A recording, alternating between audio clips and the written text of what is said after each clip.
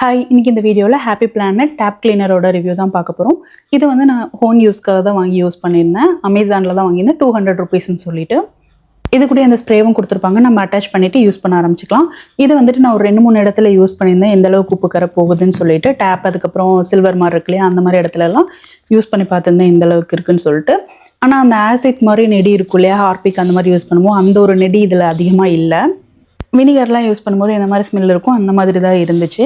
அதே மாதிரி இதிலே மென்ஷன் பண்ணியிருப்பாங்க, லைட்டாக உப்பு கரை இருக்கிறதுல ஒரு டைம் யூஸ் பண்ணாலே போயிடும், நல்லா உப்பு கரை இருக்கிறதுல ஒரு 2-3 தடவை யூஸ் பண்ணுற மாதிரி இருக்கும்னு மென்ஷன் பண்ணி தான் இருக்காங்க. இது வந்து நல்லா இந்த பிளாஸ்டிக் அந்த மாதிரி இருக்கிற இடத்துலலாம் ஓரளவுக்கு தான் உப்பு கரை போயிருந்துச்சு. அதே ஸ்டீல் மாதிரி இருக்க இடத்துலலாம் யூஸ் பண்ணதை வந்துட்டு நல்லாவே சூப்பராக அந்த உப்பு கரை போயிருந்துச்சு. உங்களுக்கே பார்க்கும்போது டிஃப்ரென்ஸ் தெரியும்.